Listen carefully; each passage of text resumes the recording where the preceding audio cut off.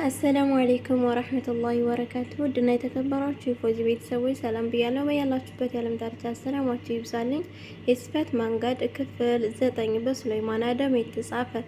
የአባባ ኢማሙ ቤት ሁሉ ነገሩ ቋንቋው ጠፍቶበት በዝምታ ቀንበር በትካዜ ቀንጃ በሁለቱ ከንቱ የሙሾ ተረተር ታቅፏል።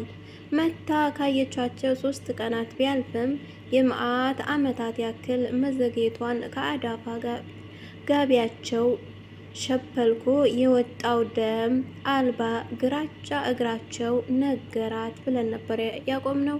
እነሆም ቀጠለ።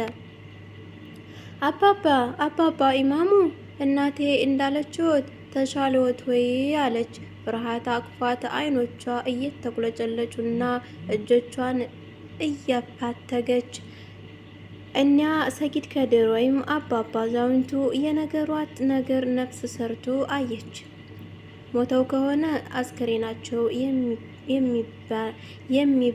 የሚበላት መሰላት። አባባ ኢማሙ በቀስተኛ ፈሪ ድምፅ አባባ ኢማሙ በዛው ከፍታ የሲፈት አባባ ኢማሙ ዱንያን ለቀዋል። እስከዚያ ያመጣችው ጊዜ ሰረገላ እዚህ ላይ አውርዷቸው አልፏል። ተዓርሞት ያዩ አይመስሉኝም። ከአንድ እግራቸው በቀር ሰውነታቸው ከላይ እስከታች በአዳፋ ጋቢ እንዴት ተሸፈነ ነው። ሲፋት አላመነችም። የምትጠብቀው መልስ በዛው ቀርቷል። መዳፏን በመዳፏ አፋተገች። ቆሻሻ እየፈተለች በማራገፍ ወደ አባባ ኢማሙ አንድ ስንዝር ትጠጋለች። ጓደኞቿ ለመጀመሪያ ጊዜ እያዩት ያለው የህይወት ጓዳ ፍጹም እንግዳ ሆኖባቸው አንድ ጊዜ ክንብል ብላ የወደቀችውን የውሃ መቅጃ የውድኡ ማድረጊያ ጡሊ፣ አንድ ጊዜ የሳር ፍርስራሻቸውን፣ አንድ ጊዜ ራሳቸው አባባ ኢማሙንና ጓደኛቸው ሲፋትን፣ አንድ ጊዜ የውሃ ባልዲያቸውን፣ አንድ ጊዜ ግድግዳ ላይ የተመረገ የመሰለውን የኪታብ አጀብ፣ አንድ ጊዜ ጥቁር ፌስታላቸውን፣ አንድ ጊዜ በአንድ እየለቀሙ ፈተሹ። አንቺ ሲ ይሏታል ጓደኞቿ። እንሂድ በቃ ለማለት ሁሉም ፍርሃት ይዟቸዋል። ይህን እንደሰማች ብቻዋን እንዳልሆነች በማሰብ ትንሽ ድፍረት ተሰማት። አባባ ኢማሙ ጠጋ ብላ በጠቋሚ ጣቷ ነካቻቸው። ድርቅ ከማለታቸው ወዲህ ምንም የእንቅስቃሴ መልስ የለም። እንዴ አይናገሩም እንዴ? አስፈሩኝ አለች ትህትና። ሲፋ ሙሉ በሙሉ ተጠግታ ጋቢውን ከፊታቸው ላይ አነሳችው። የአባባ ኢማሙ ብሌኖች ወደ አንድ አቅጣጫ እንደተሳቡ ናቸው። ሲፋ ድርቅ ብላ ቀረች። አራቱም ከአባባ ኢማሙ ቤት ወጥተው ውጭ ላይ ቆሙ። ሲፋ እንደ ቅርብ ዘመድ የምታያቸው አባባ ኢማሙ ሞቱ።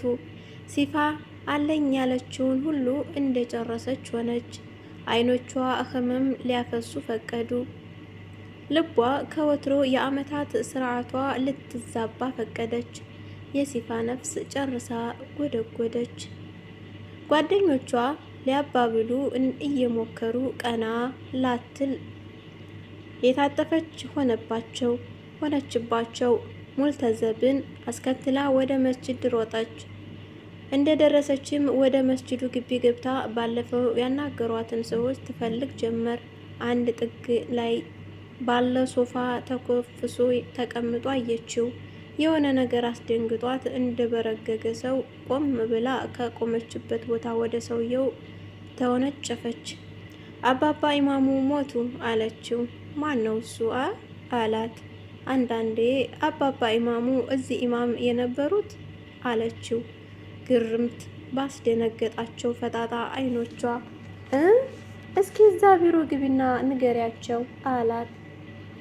ከመስጅዱ ጎን የተሰራውን አንድ ቢሮ መሰል ቪላ እየጠቆመ ትታው ሮጠች።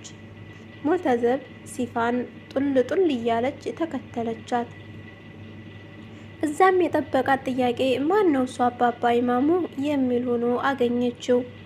በልቧ የተሰፋ ጭላጭል አጣችባቸው። ማንስ ቢሆን ቢያንስ ለመቅበር አትሆኑም? አላህን አትፈሩም? ይህን እንደሰሙ ተያይተው ከት ብለው ሳቁ። ሲፋ ተበሳጨች። አላህ ፊት መሰክርባችኋለሁ አለችና ተመልሳ ስትወጣ ብሶት ያጣደፋቸው እግሮቿ ተወላክፈው ጣሏት። ሙልተዘብ አነሳቻትና እነ ኢብሮን እነ ከድርን እንንገራቸው፣ በቃ እነሱን እነ ፋዘርን አለቻት። ኢብሮና ከድር የእነሱም እኩዮች ናቸው። እንደገና ወደ እነ ኢብሮ መሮጥ ጀመሩ። እነ ኢብሮ ሩፋኤል አደባባይ ከአህመድ ኢብራሂም ህንፃ ጎን ያለችው አንድ ሻሂ ቤት አጠገብ ቆመው ያወራሉ፣ ይጫወታሉ። ሲፋ እንዳየቻቸው ኢብሮ በማለት እየተንቦጀቦጀች ተጣራች። ሁሉም በአንድነት ወደ ሲፋ ዞሩ። ምንድን ነው እቃ እናመጣ አለ ከድር። አይ አባባ ኢማሙ ሞቱ አለች። እምባዋ በሆድ ብሶት ተገፍቶ እኩዮቿ ፊት ሊጥላት ደርሶ ሁሉም አናታቸውን የተመቱ ይመስል ድንግጥ ብለው ቆሙ። አባባ ኢማም እያሉ ሌላው ቢቀር የሚጫወቱት መስጂድ ግቢ ነበር። ዛሬ የመስጂዱ ግቢ ለምንም አይፈቀድም። ሁሉም በአባባ ኢማሙ እጅ አሊፍ ባ ታ ሳ ብለው ፊደል ቆጥረዋል። ከዛም አልፈው ቁርአን አኽትመዋል። ሽሩጡ ሶላትና ሰፍናን አልፈዋል። ዛሬ እኒያን ኢማም ዘመን ከመስጂዱ ግቢ አስወጥተዋቸው አልቀረም። በችግር አጥሞርሙረው ለሞት ዳረጓቸው። ልጆቹ የደነገጡለት ለዛ ነው። ይቀጥላል ኢንሻአላህ። በክፍል 10 እስከምንገናኝ ሰላማችሁ ይብዛልኝ። ሰላምና ፍቅር፣ አንድነት፣ መተሳሰብ፣ መተዛዘን ለናት ሀገራችን የተመኘውን ይበዙ ሰናበታችኋለሁ። ሰላም አለይኩም ወራህመቱላሂ ወበረካቱ።